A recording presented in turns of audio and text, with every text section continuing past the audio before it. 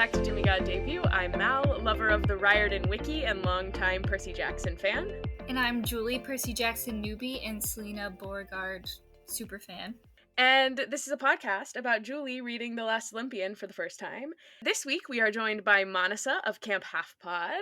Hello, hello. Thank you so much for being here with us. Thank you so much for allowing me to watch Julie experience one of my favorite books of the series. It's a good one. I'm enjoying this one a lot. Yeah, it's a banger. So, Manasa, I'm going to hit you with our first-time guest question, which is, what was your demigod debut, or like the way you were introduced to Percy Jackson?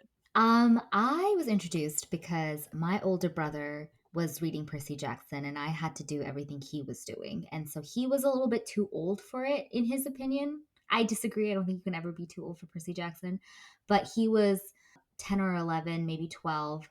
And he put it down after the first book and I picked it up, and this was a kid who was older than me, who was going on these cool adventures. I was really deep in my Egyptian mythology phase and the Royal Diaries phase. So I just loved it. And so I continued reading it, and it was really fun because the entire first series, Percy and I were he was always a little bit older than me, or we were, by the end of this book, we were, I think, the exact same age. And so it was really exciting for me to read about his adventures. And now he's forever young and I am close to 30. So it's a wild ride. I'm a little bit shook by your brother thinking he was too old for Percy Jackson at like age 12, because what does that make Julie? All right. I can make jokes about you being old for another like 2 weeks, and then we'll be the same age again. Yeah. What's the age difference? Just like a year? It's like less than a month. It's less than a month. Oh my god. So I'm about a month older. Mm-hmm. Yeah, she's been 27 for about 2 weeks, and I will be 27 in 2 weeks, so, you know. So she can show you the ropes. Yeah. Those late 20s, you know? Like, ooh. All right. Sorry, that's... I can't handle it, Mal. I'm still in denial. We're so young! We're so wild and free! And this is what we're spending our nights doing, talking about Percy Jackson. Mm-hmm. Speaking of talking about Percy Jackson, Manasa, you also have a podcast. Do you want to kind of share a little bit about Camp Half Pod? Yeah, Camp Half Pod is a podcast I do with my co-host Erin. She and I have known each other since we were about 12. So she was also really into the Percy Jackson books when we were growing up. And it's a read through. We go through it chapter by chapter and summarize it, and we get a little bit deep into the analytics of Percy Jackson. You know, a children's book, it deserves a deep read through. Right. And we are currently on Magnus Chase, which is a series neither she or I have ever read. So it's been really fun. I'm excited for you to get deeper into Magnus Chase. I am an avid Camp Half Pod listener, if that was not clear before. But yes, Magnus Chase, incredible. Even more incredible, this book. We have chapters 9 and 10 today, so I guess we can jump into chapter 9, which is Two Snakes Save My Life. And so Percy starts by saying he loves how in New York you can literally emerge from the underworld, newly invincible, with a hellhound, and nobody even looks at you funny. And that is because New Yorkers simply pretend not to look. Like, they are looking, they are judging, but they're gonna pretend like they're not. Mm-hmm. Don't make eye contact. Right, that's the rule. Because, like, things are weird all the time. You have to be aware of them, but also you can't let the weird thing know that you're aware of it, you know? Mm-hmm. But I really do like the way that he says the mist might be making people think that Mrs. O'Leary is a large, loud, friendly truck. I just thought that was cute. And then he says he tries to call Annabeth again, because apparently he, like, called Annabeth off screen before this. And every time I look at this, I, like, have to go back to the chapter before and be like, when did he call Annabeth? And then I'm like, oh, it just was, like, an off-screen thing that didn't matter, I guess. But he apparently left her a message the first time, and then this time when Annabeth picks up, she says his message said almost nothing. They've been worried sick, but that he has apparently called for all of the campers to meet him in Manhattan. And Annabeth asks what he's planning. He says, just trust me, and hangs up.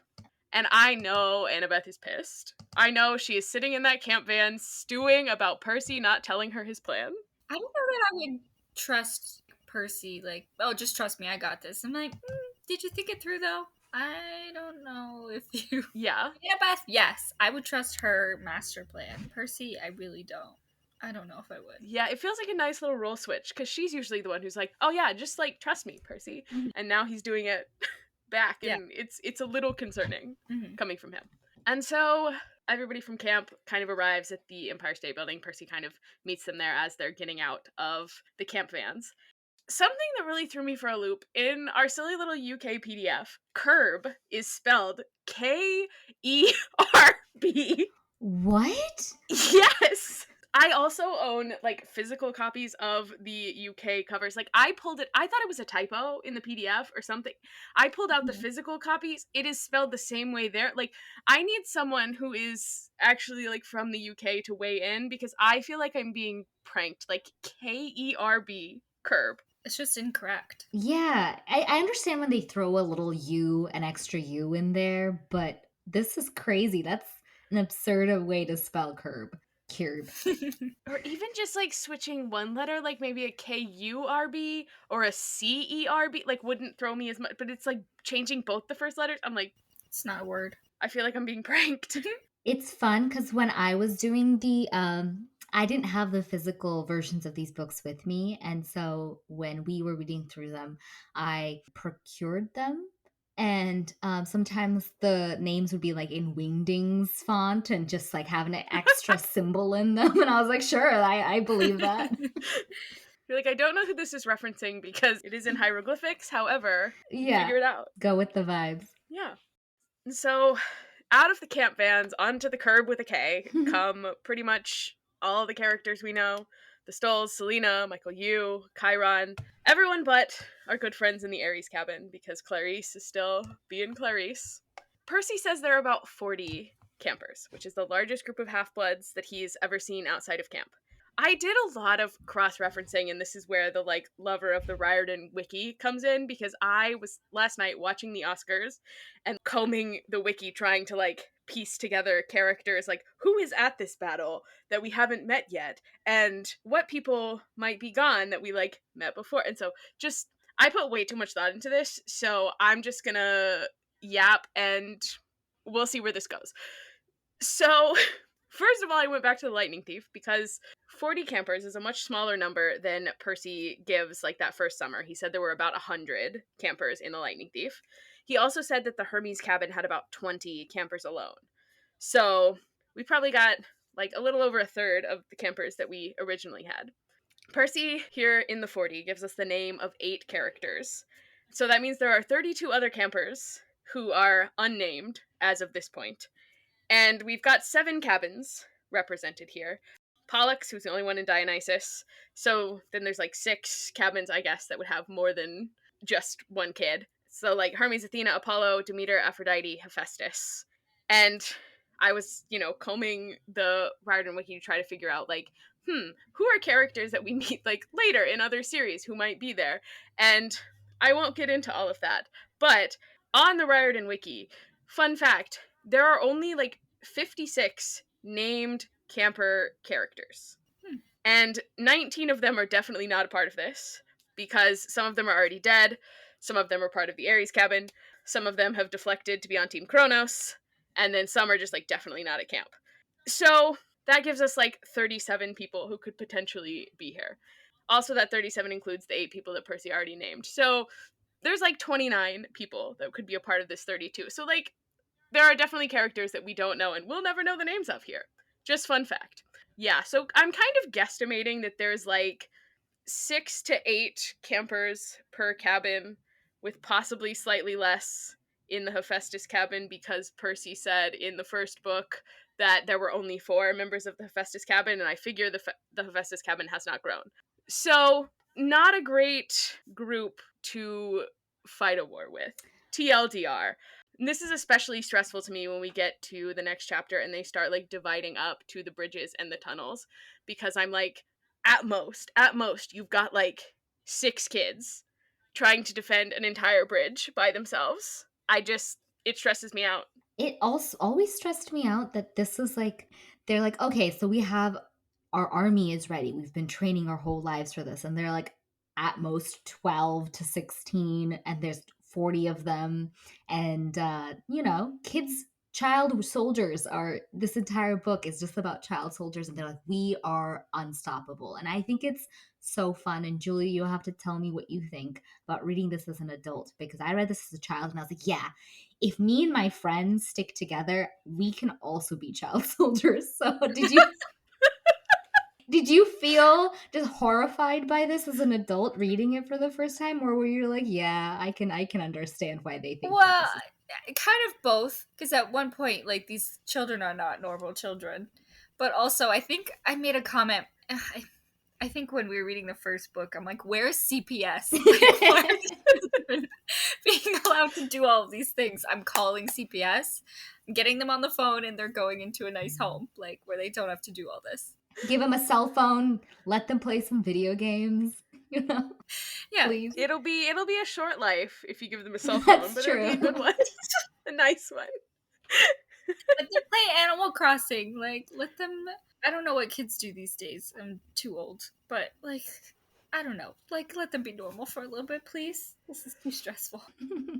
Yeah, see, I read this when I was like 11, and so I was like, oh, Percy's 16. By the time I'm 16, I'm gonna be unstoppable. It's like, yeah, it makes sense that he's like. I also had no frame of reference for like how big New York is either. I was like, yeah, they could feasibly like defend New Yeah. York, sure. Me and my 39 closest friends can 100% defend New York City. Absolutely. There's only like 8 bridges and tunnels that we have to defend. I mean, Fine. it's regular. It's normal. Also, Percy looks at his 39 closest friends and thinks that one of them is probably a spy, so that's a great time. And also, Chiron is there, but like so briefly. And Percy turns to him and is like, oh, you're the adult, so you're the leader. But Chiron's like, no, you're the leader because you called the campers here. Leave me out of this. I'm not doing this. Disrespectfully, Chiron, what the hell? He's such a bad adult. This man cannot handle responsibility. He's like, you are the adult in this situation. And everyone is screaming, no, you are. Please, God, be the adult in this situation. Goodbye, child army that I have trained. You're on your own now. Bye.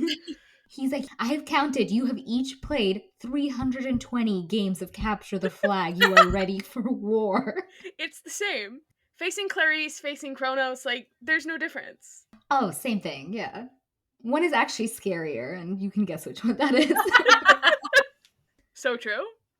So, the plan of these children is now to go up to Olympus and try to contact Zeus and get Zeus to agree to defend the city.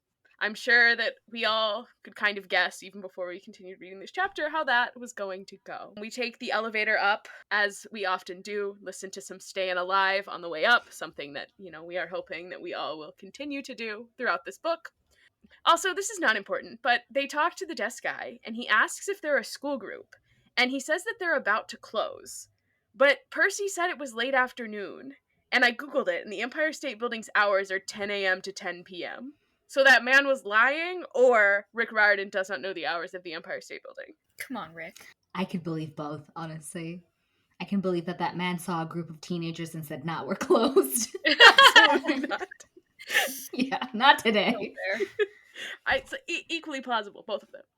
Once they get to Olympus, Annabeth tells Percy that he looks different and asks where he went. Percy hits her with a tell you later. Once again, how the turntables, because I feel like Annabeth did a whole lot of that last book where she was like, I'll tell you later, and then like just didn't tell Percy things.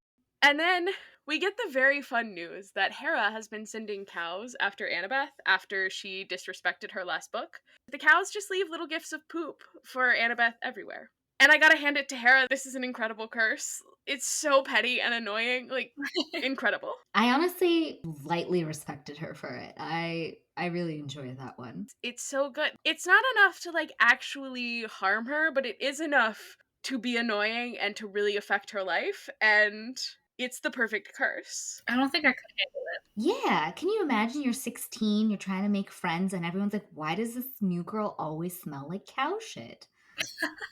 It's evil. Yeah. Poor Annabeth. How bad do you think a curse has to get for, like, the godparent to step in? Be like, don't do that to my child. Ooh.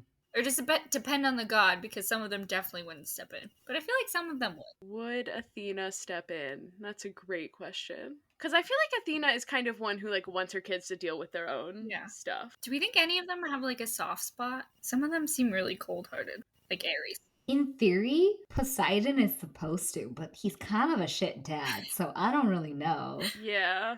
Yeah, in theory, I think Poseidon. I mean, Hermes, like, maybe cares about Luke from the way, he reacts later this chapter, but, like, I don't know. I think all the gods are just kind of terrible parents and likely wouldn't even know that another god had put a curse on their kid because they're just not paying attention. You got yourself into this mess. You get yourself out. Have fun. Yeah. Also, unless it's like directly disrespecting the god themselves, I don't think they care. They can make another kid. How hard can it be? Fair. On that sad note. There's also a bunch of blue lights that I've never really understood. Michael Yu compares them to, like, infrared scopes. They're not actually doing anything, but they're there. I'm like, I can't visualize what this looks like, but they're there. We also have Bessie the Ophiotaurus. Love to see him. And then we go into the throne room and we find Hestia, who tells Percy that he gained much on his journey, but also he's still blind to the most important truth. And then she gives him a vision. And this is, like, the vision. Every time I think, like, these aren't great chapters, then they hit us with something like this, and I'm like, no, this is a great chapter. They're all great chapters. Anyway, the vision. It is a young Luke and Thalia finding baby Annabeth in an alley. She's in her pajamas, and she tries to attack them with a hammer, but, like, they stop her and tell her they could use a fighter like her. Luke also gives this 7-year-old a knife, which is kind of insane out of context, but he tells her that knives are only for the bravest and quickest fighters, but he has a feeling that she'll be clever enough to use it. And then she makes him promise that they won't take her back to her parents, and Luke says, and I quote, "You're part of our family now. I won't let anything hurt you. I'm not going to fail you like our families did us." And I feel really normal about that and did not cry while rereading it. Thank you for asking. The found family trope that is then shattered is so devastating every single time. And we also get a little second scene where our little runaway trio makes their way back to Luke's house to get some supplies, and then all of a sudden there's a booming voice that says, "You should not have come home." And that's the end. Julie, do you have any thoughts on either of these vision moments? I do love seeing baby Annabeth. That really got me good. I know, she's so cute. I was just watching, this clip popped up in my YouTube algorithm about Sabrina Carpenter. When she was like 10, she was on Law & Order SVU. And so that was the image I have of Annabeth. Oh my god. This adorable little girl with, like, long blonde hair. And I'm like, oh my god, that's what I was getting when I was reading this. You're so cute. Like, she's such a baby. Someone protect her. I would die for baby Annabeth. Me too. Also, in context, again, going back to needing CPS involved, just like Luke and Talia being like the adults in this situation, and they're at most like, what, 14, 15? Yeah, Luke is 14. And they're like, this is our child now. This 14-year-old is not ready to be a father. Teen dad, like, damn. And then he ruined it. And can you really blame him? I can and I will Yes, we blame can. him, actually. Yeah. Anyway, so post-vision, Percy, like, collapses in Annabeth's arms. Maybe because of the vision, or also maybe because he hasn't slept more than, like, the hour that he slept in an underworld jail cell in, like, 2 days. The last night of actual sleep he had was before Beckendorf's funeral, when he dreamed about Rachel throwing darts at his picture. That was, like, chapters ago. We've done so much since then. We've argued with Annabeth, we've burned a shroud, we've met Luke's mom, we've met Hestia twice now, we've seen Percy's own mom, like, we've been to the Styx, we've kicked Hades' ass, and, like, now we're the leader of a child army on, like, an hour of sleep. I'm just very worried about Percy, and the Curse of Achilles cannot protect him from the curse of sleep deprivation. Please take a nap. I think you're going to be able to, as this book progresses, count on your hand how many times they actually rest. And I think it's only like twice. Because Rick loves to use dreams as a vehicle. And so he was like, oh, well, if Percy rests, I have to write a whole dream sequence. So we're just going to keep him awake for a couple more hours. Gosh, Percy has to suffer in order to not have dreams. Mm-hmm. Let the boy sleep. Let me sleep, also. I'm like... Every week, I'm like, gosh, it's another week. in which I don't get enough sleep because I have to wake up for work at an ungodly hour of the morning. Yay! Having a job, being an adult, leaving my apartment at 6 a.m. At 6 a.m.? Dear Lord. At 6 a.m. I am so sorry I have kept you up. Is your bedtime a crisp 9 p.m.? My bedtime is usually midnight, and that's why I'm tired, and that's why I'm stressed that Percy is not sleeping, because I would not recommend this to anyone. I feel like my sleep schedule was so messed up when I was 16, though. I feel like I slept several hours a night for no reason. Like, I mean, I was busy, but I did not prioritize sleep because I had FOMO about everything and everyone. Yeah, you gotta see what the people are doing online at 3 a.m. That's what I was doing at 16. Mm-hmm. I was like, what's happening on Tumblr at 3 a.m.? The good stuff. Great. So, even if we're not fighting a war, we all find our ways to be sleep deprived at 16. There we go. So then Hermes appears, and Percy recognizes his voice as being the one from the vision. And Percy wants to ask what happened that night at May Castellan's, and he says that he can tell from Hermes' expression that now is not the time to ask. An emotionally intelligent king, honestly. I love the way we just waffle between Percy making the most out-of-pocket comments, and then also sometimes him being like, maybe I shouldn't say this thing that I want to say. We then get to say hello to George and Martha, everyone's favorite snakes. I also Googled George and Martha for the first time because maybe it's the 2016 Hamilton phase that is still deep within me. But I hear George and Martha and I'm thinking George Washington, the first president of the United States, and his wife. Yeah, is that not what it is? Well, I was like, that might be it, but that's also a strange choice. So I looked it up. Apparently, George and Martha is also the couple in Who's Afraid of Virginia Woolf. But then the one that I think the names came from, there was a children's book series in the 70s and 80s where there's two hippo pals and their names are George and Martha. And then it became a kid's animated show in 1999. So that just feels more on brand for Rick to name these snakes after these two hippos. But I don't know. I love that those are the two options. It's either presidential or it's these hippos. It's animated hippos or it's first president. Take your pick. I kind of love the George Washington moment. I think that would be no hell for him. Just you are turned into a snake. Oh, they are George Washington and Martha Washington. That's his eternal punishment. Slave owner, you are turned into a snake. And stuck with his wife. I guess we have to ask, how long has Hermes had these snakes? Before it was George Washington and Martha Washington, were there other snakes on the Caduceus? Did they just become George and Martha? Now you've unlocked a whole world for me here, Julie. Many things to consider about these snakes. Yeah, where did George and Martha come from? Because those are also not ancient Greek names, so surely at some point there were other snakes that had different names, right? Rick, please give me more information about the snakes. Anyway, Percy says that they need to talk to Zeus. Hermes is not super helpful. He offers to take a message, and Annabeth then tries to convince him that Kronos is going to attack New York and the gods should be here to defend Olympus. Hermes kind of insists that Olympus is not undefended, and actually, if Kronos wanted to get there, he would have to, march his entire army and then take the elevator up to Olympus. Wouldn't be very convenient.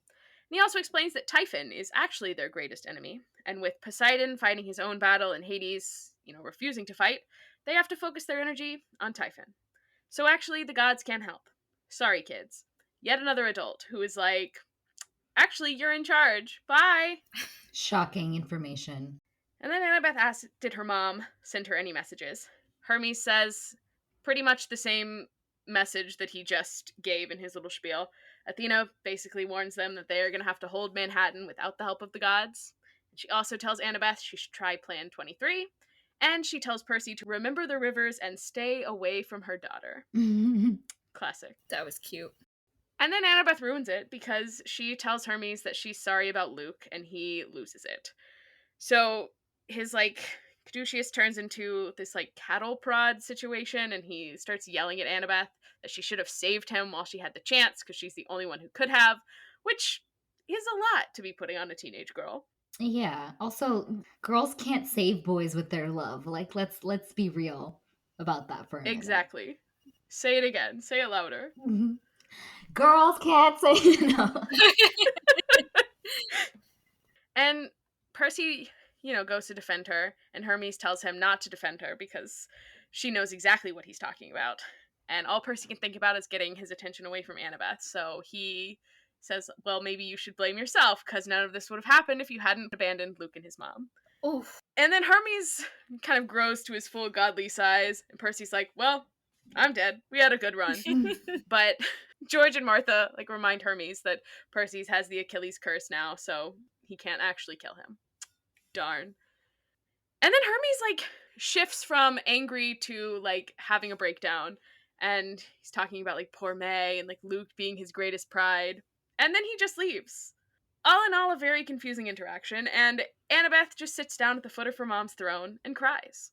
And so Percy tells her it's not her fault, but Annabeth kind of doesn't answer. And he looks at her knife and realizes that it's the same one that Luke gave her in the vision. And he realizes that the reason Annabeth prefers to fight with a knife is because of Luke. It's so, so good. It's so heartbreaking. I could write essays. I will not, because I don't want to spoil things for Julie, but I could write essays. So I guess I will throw it over to you, Julie. Any thoughts on whether or not Annabeth actually did something to incur Hermes' wrath here, or... No. Annabeth can do no wrong. And Hermes is a piece Agree. of shit father. I'm sorry. Agree.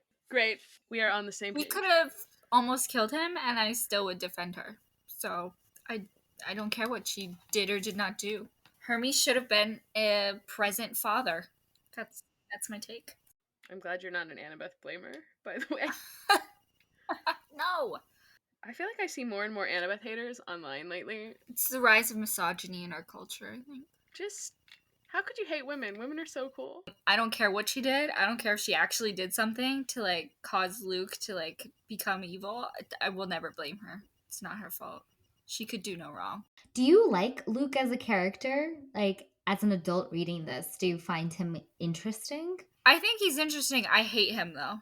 I think he's terrible. But I think he's an interesting character. Yeah, he's a complex villain. He's a good villain, yeah. I could see why he becomes a villain. Daddy issues, mommy issues. I could see it. I like it when they have that inner turmoil. I think it makes them more interesting. But I still hate his guts because of what he's doing. No, for sure. I also didn't understand until I read it again as an adult that he is fully 19, maybe in his 20s by these books, and I was just that's gross. He is 19 at the start. He is 19 in the Lightning Thief. He is 23 by now. Oh my god. Yeah. That makes me very less sympathetic. A 16-year-old who's my mom and my dad didn't pay attention to me is okay, we need to discuss that. We have better ways to show our emotions, but okay. A 23-year-old doing it is rough, man. Get a job. Stop hanging out at your own summer camp. Leave her alone. Go to college. Yeah. Go see a therapist. Okay, so post our little interaction with Hermes, Annabeth kind of changes the subject and asks if Percy had met Luke's mom, and then puts pieces together and asks, oh my god, Percy, did you bathe in the Styx? And I love that he replies, maybe a little. As if there is a less just dip the toe. Serious version of bathing in it's kind of all or nothing there. And at first she's like, Percy, what were you thinking that's so dangerous? And then she realizes that's why Luke didn't die when he was becoming Luke Kronos, or Krook, as you say over on Camp Half Pod. Then she's like, Luke, what were you thinking? And Percy, of course, is very salty about that. He's like, oh, of course, now you're all worried about Luke again. You should be worried about me. I also bathed in the Styx. Classic. Boys. But he gets over it relatively quickly, because we need to focus on defending Olympus. Annabeth starts working on this mysterious Plan 23 on Daedalus's laptop, because this is a Daedalus plan that he's cooked up. And the Stolls then come in and tell them that they need to see something. And Percy knows something is wrong because it's quiet. And he literally pushes Michael Yu out of the way to use the binoculars to look down and see that every person in New York is suddenly asleep. He remembers what Grover said about Morpheus saving his energy for the main event, and realizes that this means that the invasion has started. Woo! How are we only on chapters 9 and 10 and we're in the action? I'm so excited. because you know how much I love action, like sequencing. Yes. I'm like, oh my god, there's so much book left, and we're starting now. Yes. I know. And I'm thinking more from the other side. I'm like, oh my god, like we're almost halfway through this book and there is still so much to come. I love the pacing of the book. I mean, I love the pacing of this Yes. entire series, but this book particularly because it's the final book and it just plays out so well. I love the action. I'm very excited for you to read all of it. Me too. I did write a not good joke because Say it. I thought of it and I figure you would like it, Julie. Okay, so I was just wondering, like, if all of New York is asleep, you know, kind of thinking through the consequences of that, right? Like, there's going to be a lot of fires from people who were cooking. And then you also have to consider, like, is this happening in a dome? Is it just, like, goes all the way up to, like, space from New York? Basically, I want to know, what if a plane was flying over New York? Would the pilot fall asleep? I think that's actually answered in later chapters. Oh, you're so right. I totally forgot about that. Never mind. I do like your joke, though. I just wanted to remind Julie of 9/11. I didn't even get to that. Oh my god. Because, like, nothing else has stopped. Like, the people are just sleeping, so the fire's been... Also, the subways. Like, are they still going? Like, they're gonna crash. Well, because the cars stop. People are driving them. So I would assume that the subways... But there's, like, conductors on the subway. But, like, they have to stop them. So if they, like, fall asleep, they're not actively braking. That's a good question. Unless they, like, pulled... Like, you don't pull over on the subway. But unless they started braking when they were realizing they were going to pass out or something. Like, it seems like the cars did. Yeah, I think in order to play the children's part, and so like things aren't just like completely chaos, like these 40 children, aren't also trying to put out fires and pull people out of wells and all that good stuff that might happen when people just suddenly spontaneously fall asleep. Rick kind of gives the idea that people like slowly started feeling sleepy and then automatically dozed off, which is like very opposite of a villain. The villain is like, okay, we want to minimize damage when I storm through the city. But that's the beauty of children's books. Everything is just kind of convenient. Everything is just, like, slightly less evil. It's like the battle of the world here, and we're like, actually, would this have happened? I need to know if the plane would crash into something. 9/11 part 2. Yeah. I just need to know. Your boyfriend of 10 years gets down on one knee, yawns, puts the ring away, and then passes out on the road. Wait, how do you recover from that when you wake up? You don't. That's the end of that relationship. Over. Sorry. I was also thinking, like, what would be the worst places to fall asleep? Dentist. Oh. Especially if you have a thing in your mouth. That's a good one. Your jaw would hurt so bad. Oh. That's a good one. I was just thinking I would have to light myself on fire if I fell asleep, like, on the floor of a subway car or, like, on a subway platform. Oof. Yeah. Yuck. Be horrible. Ooh, someone at the pool who's swimming. I mean, in this situation, they probably pulled themselves out and like laid on the ground next to the pool. But if not, they're just straight up drowning. The Sims do that. They just die. Yeah. Morpheus has taken away all the ladders from the pool. Essentially. Or someone having surgery. I didn't think about that until just now. Open heart surgery. Oh, God. The surgeon is like awake enough to like close everyone up and then pass out on the floor, assuming things are fixed. Yeah, what if you're just bleeding out? Oh gosh. It does also make me wonder, are there some, like, undercover, maybe not undercover is the wrong word, like, undetected demigods who are maybe, like, children of minor gods who, like, never went to camp, never really got bothered by monsters, like, all of a sudden, are they just, everyone else is asleep, but they're awake? Are they, like, freaking out? Do they know that they're demigods? Like, are they just like, what the hell's going on? Yeah, they're, like, not old enough to be in camp yet. And so they're, like, I'll be 6-year-olds. Yeah. Surely there's, like, children. Yeah. Just much to consider with the... I need more information on this scenario. Yeah. Because it's a very interesting thing that I wonder if Rick just came up with because he needed a word in the prophecy to rhyme with reap. So he was like, We're gonna reap a soul. What rhymes with reap? Sleep, great. Manhattan's asleep. Or like as he was telling the story to his kid's like, "But Dad, what happened to like this pedestrian or with this person?" He's like, shut up, they're all asleep." And then he moved on. Everybody's asleep so that they can't get in the way and it's not Yeah. dangerous. Stop asking questions. Okay. Anything else in chapter 9? Because we still have another chapter. Oops. Oops. I think we should go on ahead. Chapter 10 is I Buy Some New Friends. Love that this chapter begins with Mrs. O'Leary immediately getting down to business with a hot dog cart while its owner is asleep. Love this for her. Mm-hmm. And our other person, I guess, that could sort of be an adult, Argus, heads back to camp in the vans, but not before he gives Annabeth this shield. Turns out to be a video shield that can be used to see anything that is touched by natural light. Very cool. I did kind of wonder if the natural light thing was to keep them from being able to, like, look in people's houses and things. Because then it gets kind of creepy. True. Yeah. But she's kind of using it to look around Manhattan when Connor points out a Dylan's candy bar that is open while everyone's asleep. So he turns to Travis and he's like, "You thinking what I'm thinking?"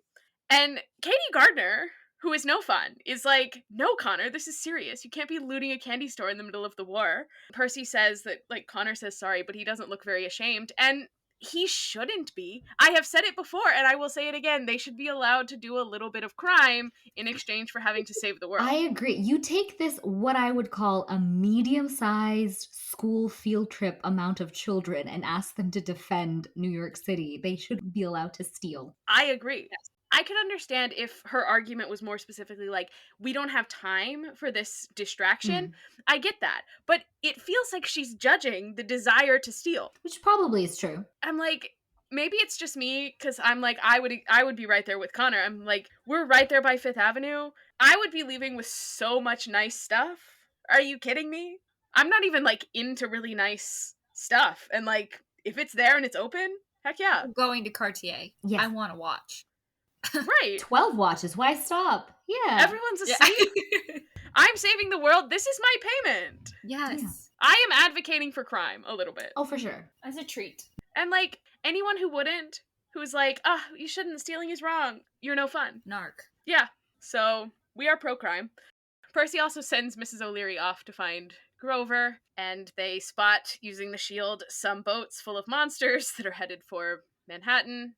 There's also demigods on the boats, which it feels like we sort of forget that fact, but there are monsters and demigods on the boats. We also discover that Kronos is slowing time around Manhattan. It looks to be in about a 50-mile radius. So we can't really expect to get any reinforcements in.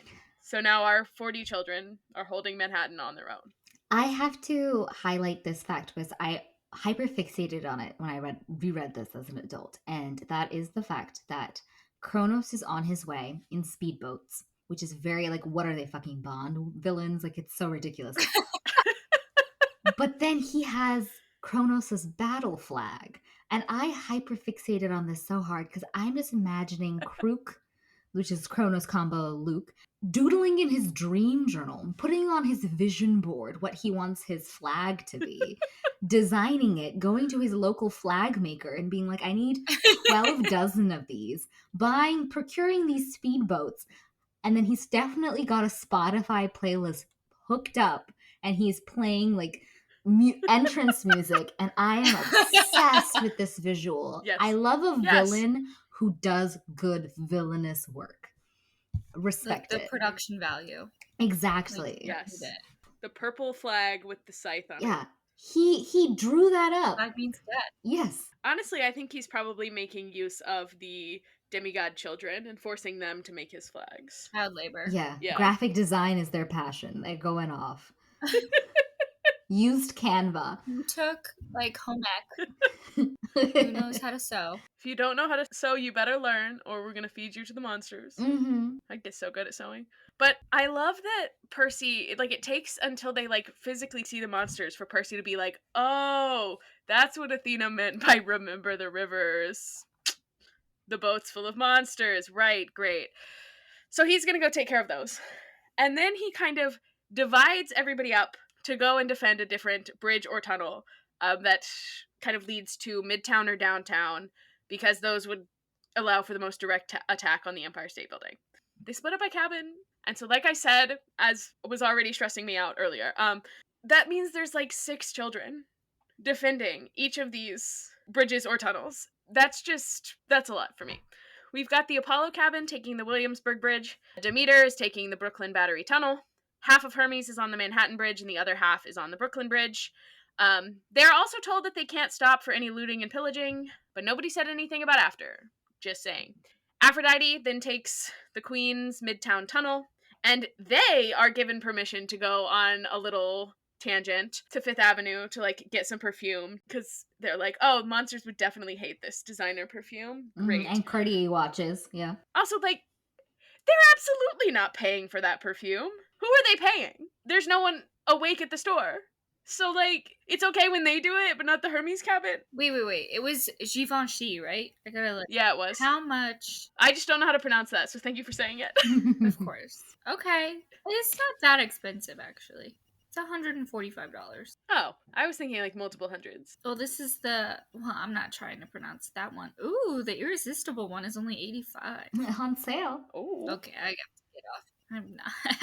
I don't need more perfume. And it will drive off monsters, maybe. So, I mean, honestly. But honestly, I'm kind of obsessed with that. Like, letting the Aphrodite cabin, like, kind of use their interests in a way that is beneficial and... Yeah. Because, like, come on, you can't tell me that some Aphrodite girl has not designed some kind of perfume or, like, makeup that can also be used as a weapon. Oh, for sure.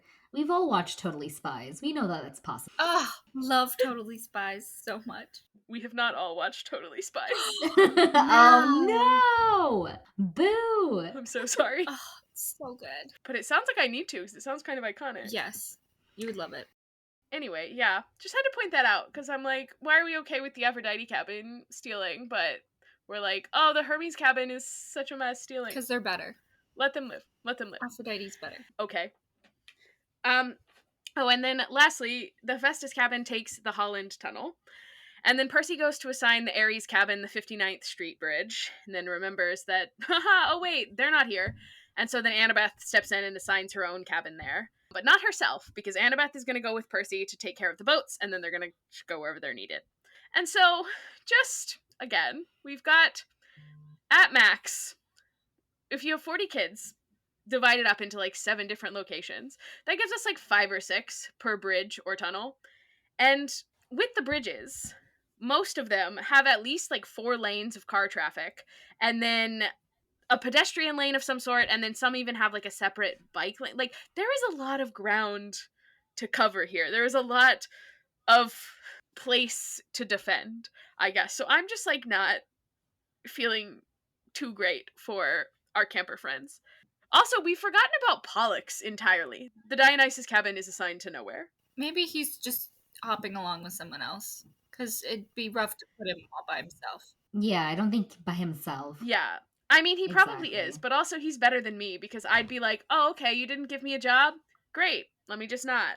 I'll be chilling here. Y'all have fun. I'm gonna go hit up the I'm candy gonna store. go. Bye. Also, some camper tells Percy and Annabeth, no detours, you two, which is fun.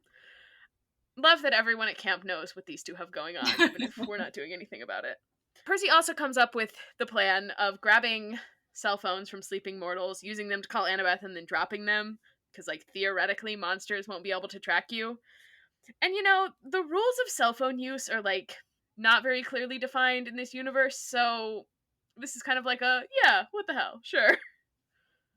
Then it's pointed out that Percy completely forgot about the Lincoln Tunnel. Classic mistake. But perfect timing as usual, Thalia and her hunters roll up, and she's got on a Death to Barbie shirt, which is not very girls' girl of her. Yeah, I don't love that. Mm-mm. Yeah. But also, like, 2009, we are living in a post-Barbie movie society. Mm-hmm. This would have been, like, peak. I'm not like other girls. I'm not like other girls. Being girly is terrible. Yeah. We don't like it. Yeah. I don't think people thought being a girl's girl was, like, cool or what you should do until Yeah. relatively recently. But it feels like the hunters kind of invented being a girl's girl. Yeah. So it's, like, kind of a bummer In theory, yeah. that she's, like, kind of hating on this, I guess, kind of stereotypical picture of femininity. But, you know. Also, I feel like these chapters just like have me constantly stressed out, but it doesn't sit right with me that she rolls up with like 30 hunters and they all go to the Lincoln Tunnel. Like, you have 6 kids from Hermes covering the Brooklyn Bridge on their own, and all of the hunters are at the Lincoln Tunnel. Come on, guys. Like, I get it from like a storytelling simplicity. You don't want like a big complicated plan when it doesn't actually matter. But as I am incapable of letting things go, I have to think about it. I don't know, we have 4 bridges, 4 tunnels. Seems like we could have split that and like sent all the hunters to the tunnels and then all the campers to the bridge. Like, we could have had another simpler split and we could have spread the love a little bit. I don't know, I'm stressed. I'm just stressed by the idea of. You're being too logical now. I know, but I'm like, you've got these children who are between the ages of probably like 12 and 18. So like you're going to send a group that maybe includes one person in their late teens and then a bunch of like 12-year-olds to go and fight monsters. That's crazy. That's crazy to me. But also, theoretically, could Kronos's army also use like the subway tunnels? Cuz like some subway lines have their own little tunnel and they don't like go over one of the bridges or like the existing tunnels. Or could they take like New Jersey Transit into the city? They can go right to Penn Station, and then they're like a few blocks away from the Empire State Building. Feels like there's too many ways to get into the city. Who's guarding Penn Station? Who is set up at Amtrak? I think the idea is that they can't. Well, they're operating a speedboat, so maybe they can operate trains too. Yeah, can someone just start driving the train? Like, what are we doing here? Feels like Team Kronos can do whatever they want because they're the ones like stopping time and making people fall asleep. So like, seems like in theory they could use trains. So really, perhaps Kronos is not being as smart as he could be. Or Rick just doesn't know how accessible Midtown Manhattan is from every angle. I mean, that is true. The entire New York public transit system is designed to get people to Manhattan. Manhattan is very, very accessible. Perhaps we shouldn't unpack this war plan in a children's book much more than we already have. So, anyway, Percy and Annabeth then steal a Vespa from a sleeping guy and do, you know, the classic rom-com, riding with her holding on to his waist. I did appreciate that he mentioned that. They also stop to move pedestrians who have fallen asleep in dangerous positions and extinguish fires, and they also save a runaway baby carriage that turns out to include a dog rather than a human child.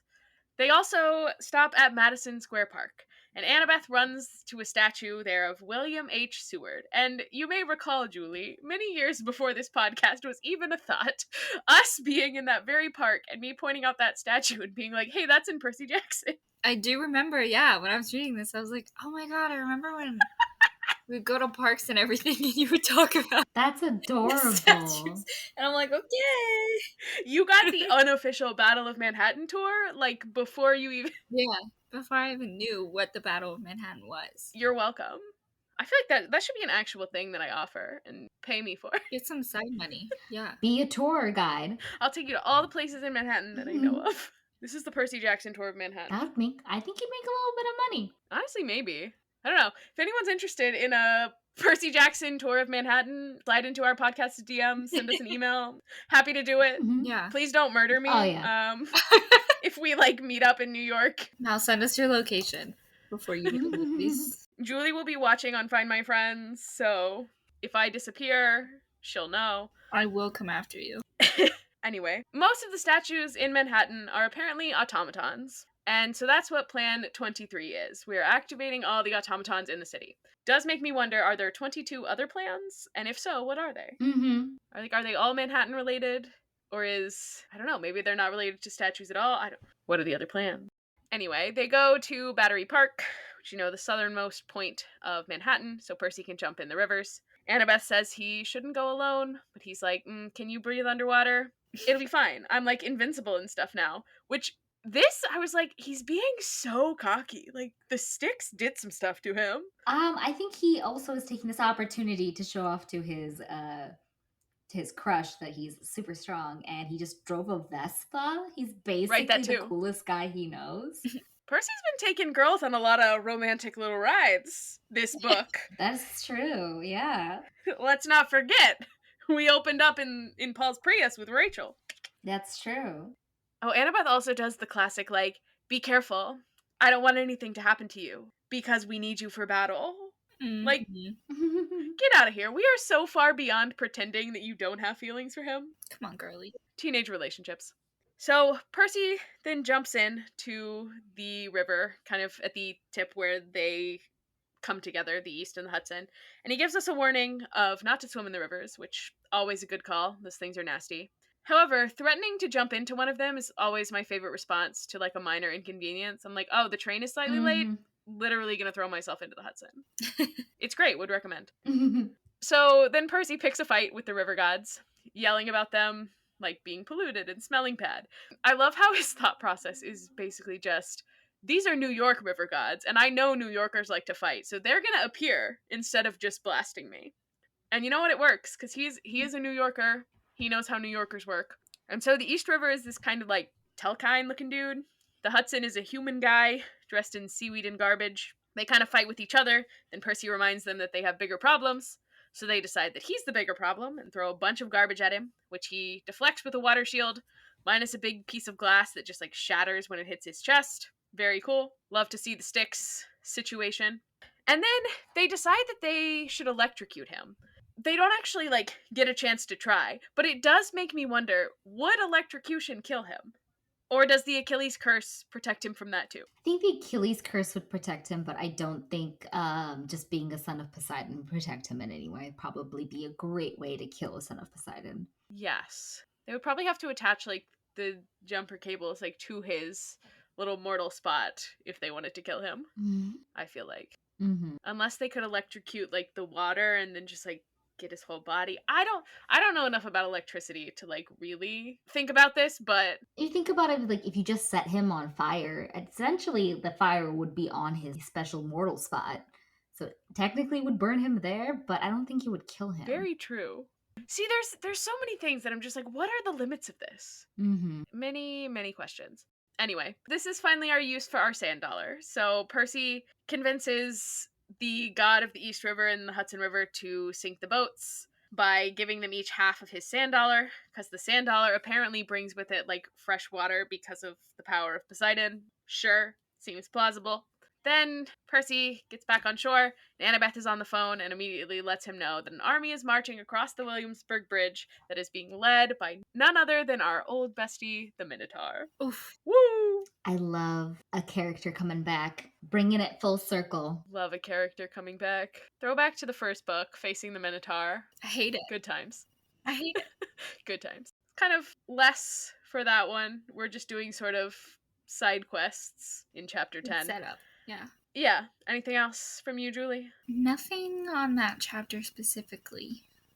So I've just got my predictions for the next two. Amazing. Let's make some predictions. All right.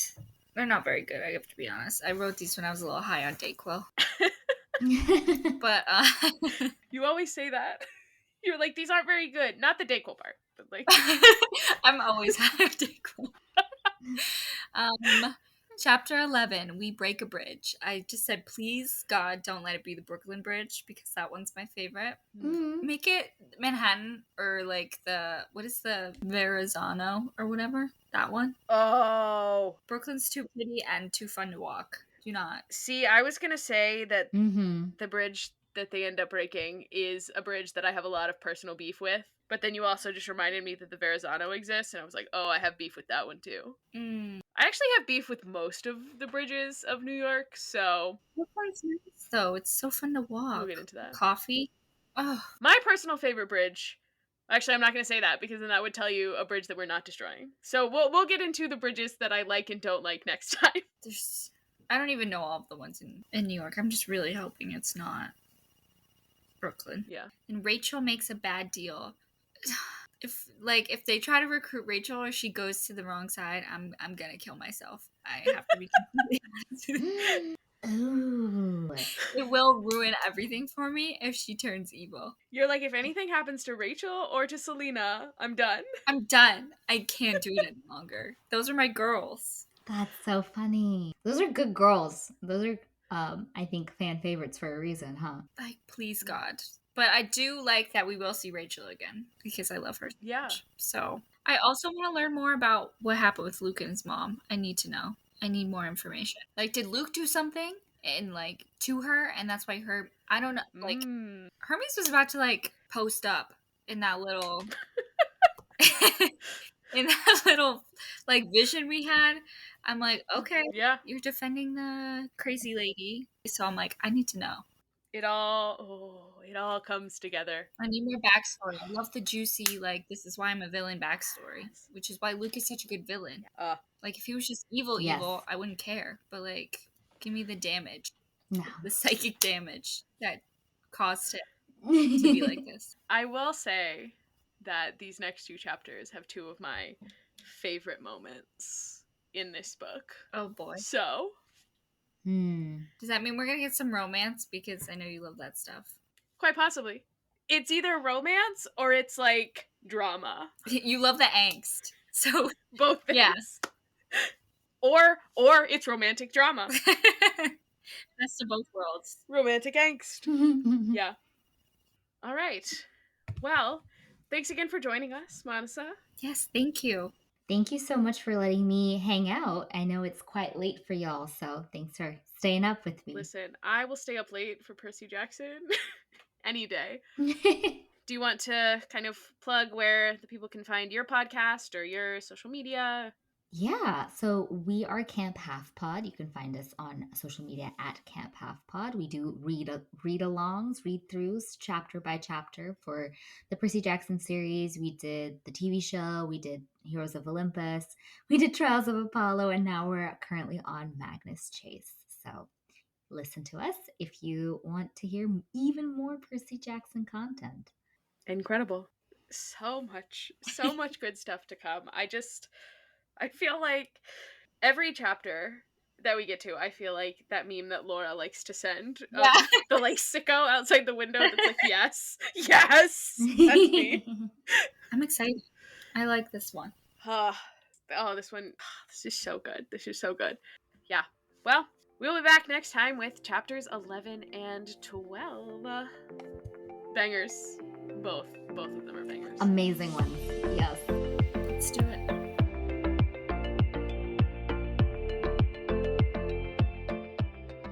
Hi, you can find us on social media at @DemigodDebutPod. You can also find links to all of our socials in the episode description. And if you enjoy consuming this podcast, consider leaving us a rating or review wherever you're listening. See you next time for the next 2 chapters. Bye!